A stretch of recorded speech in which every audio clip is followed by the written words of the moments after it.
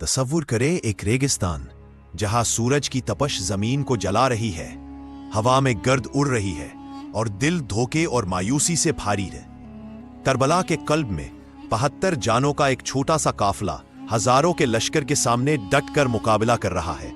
اس قافلے کے مرکز میں ایک ایسی ہستی ہے جس کا نام تاریخ کے اوراق میں ہمیشہ زندہ، حضرت امام حسین ابن علی رضی اللہ تعالی عنہ، رسول اللہ صلی اللہ علیہ وسلم کے نواسے۔ یہ صرف شہادت کی کہانی نہیں بلکہ ہمت، سچائی اور ظلم کے خلاف مزاحمت کا ایک عظیم سبق ہے۔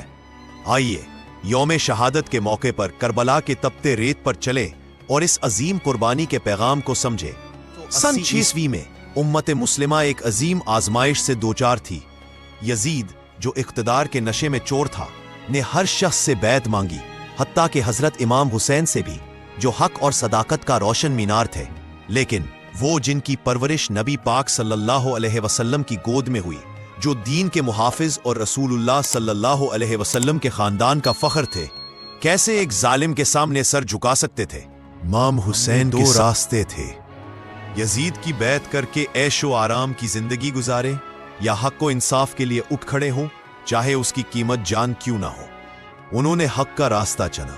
جب کوفہ کے لوگوں نے ہزاروں خطوط بھیج کر وفاداری کا وعدہ کیا، امام حسین نے مدینہ سے کوفہ کی طرف سفر شروع کیا، نہ اقتدار کے لیے بلکہ اسلام کی روح کو زندہ کرنے کے لیے۔ انہوں نے فرمایا، میں نہ اقتدار کے لیے اٹھا ہوں نہ دولت کے لیے، میں اپنے نانا کی امت کی اصلاح کے لیے اٹھا ہوں تاکہ نیکی کا حکم دوں اور برائی سے روکوں۔ امام حسین نے اپنے چچا زاد بھائی حضرت مسلم بن عقیل کو کوفہ بھیجا تاکہ لوگوں کی وفاداری کا جائزہ لے۔ ابتدا میں ہزاروں لوگوں نے بیعت کی، وعدے کیے، نعرے لگائے۔ ایک دن میں 17,000 لوگوں نے مسلم بن عقیل کی حمایت کی اور چند دنوں میں یہ تعداد 40,000 تک جا پہنچی۔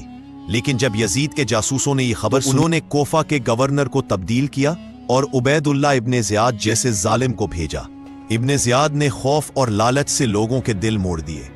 جو کل تک بیعت کر رہے تھے، وہ رخوں کی خریداری، دھمکیوں اور خوف کے سامنے ڈگمگا گئے۔ جب مسلم بن عقیل جمعہ کی نماز کے لیے جامع مسجد گئے تو ہزاروں کے ہجوم میں سے صرف 6200 رہ گئے۔ مغرب کی نماز تک یہ تعداد چند درجن تک سمیٹ گئی، اور جب مسلم بن عقیل نے سلام پھیرا تو پیچھے کوئی نہ تھا۔ یزید کے ظالم ایجنٹوں نے مسلم بن عقیل کو گرفتار کیا اور کوفہ کی بلند عمارت سے گرا کر شہید کر دیا۔ ان کی لاش کو چوک میں لٹکایا۔ وہ گیا تاکہ لوگوں کے دلوں میں خوف بھرا جائے، لیکن اس سے پہلے کہ وہ شہید ہوں، انہوں نے امام حسین کو خط لکھا: حالات سازگار ہے، آپ تشریف لے آئے۔ امام حسین نے مکہ سے کوفہ کی طرف سفر شروع کیا۔ خاندان کے افراد، عورتیں، بچے اور چند ساتھی ان کے ہمراہ تھے، لیکن راستے میں انہیں خبر ملی کہ مسلم بن عقیل شہید ہو چکے ہیں۔ کوفہ کے لوگوں نے دھوکہ دیا۔ اب وہ اکیلے تھے ایک ایسی فوج کے مقابلے میں جو تعداد میں ہزاروں اور ہتھیاروں سے لیس تھی۔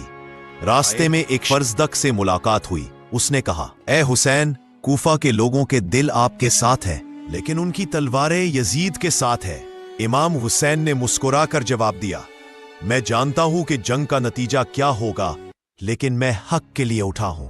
اگر کوفہ والے ساتھ نہ بھی دیں تو میں اکیلا ہی صحیح حق کی راہ پر چلوں گا۔ جب امام حسین کربلا پہنچے تو یزید کی فوج نے ان کا راستہ روک لیا۔ عمر بن سعد، جو یزید کا کمانڈر تھا، نے انہیں گھیر لیا۔ 9 محرم کو پانی بند کر دیا گیا۔ 3 دن تک نہ بچوں کو پانی ملا، نہ عورتوں کو، نہ جانوروں کو۔ لیکن امام حسین کا عزم نہ ڈگمگایا۔ 10 محرم جمعہ کا دن تھا۔ میدان کربلا میں ایک طرف 72 جانباز تھے، جن میں امام حسین کے بھائی، بیٹوں، بھتیجوں اور بھی شامل تھے۔ دوسری طرف 22,000 کا لشکر، جو ظلم کی علامت تھا۔ امام حسین نے اپنے ساتھیوں سے فرمایا، جو کوئی میرے ساتھ رہنا چاہتا ہے وہ رہے، جو جانا چاہتا ہے وہ جا سکتا ہے۔ لیکن کوئی نہ گیا۔ سب نے کہا، ہم آپ کے ساتھ ہیں، چاہے موت ہی کیوں نہ آئے۔ جنگ شروع ہوئی۔ ایک ایک کر کے امام حسین کے ساتھی میدان میں اترے۔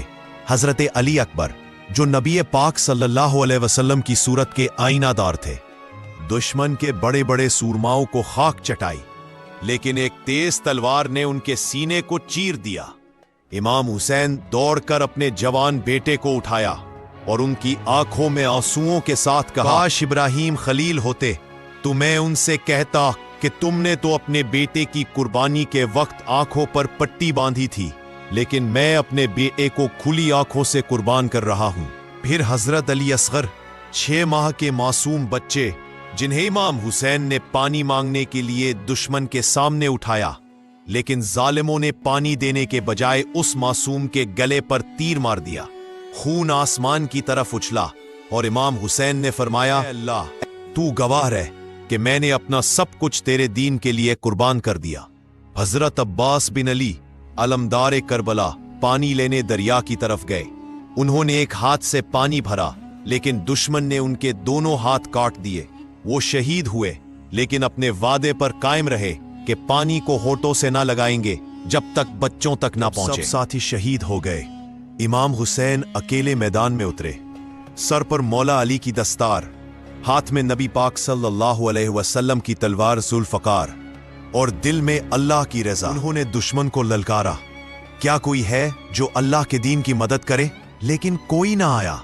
नमाज जोहर का वक्त हुआ, खून बह रहा था, लेकिन इमाम हुसैन ने अपने घोड़े से उतरकर सजदा किया। दुश्मन ने इस मौके पर भी रहम ना किया।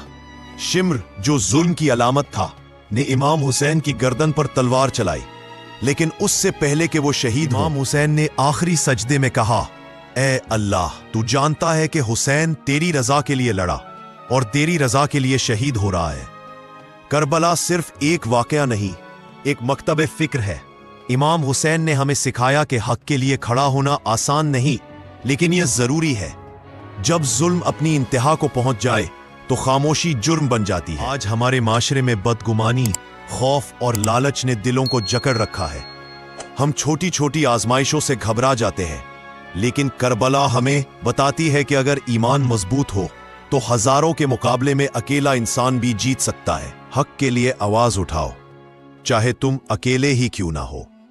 जालिम के सामने सर न झुकाओ, चाहे जान की बाजी लग जाए। दीन को अपनी जिंदगी का मकसद बनाओ, क्योंकि ये दुनिया आरजी लेकिन आखिरत अब्दी है। आज जब हम करबला की दास्तान सुनते हैं तो हमारे दिल तड़पते हैं, लेकिन ये आंसू काफी नहीं।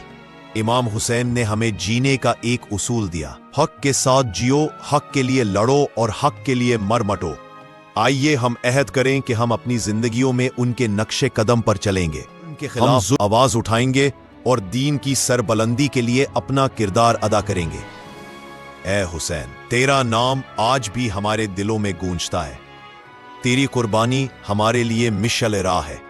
हम तेरी राह पर चलेंगे, चाहे हालात कितने ही मुश्किल क्यों ना हो।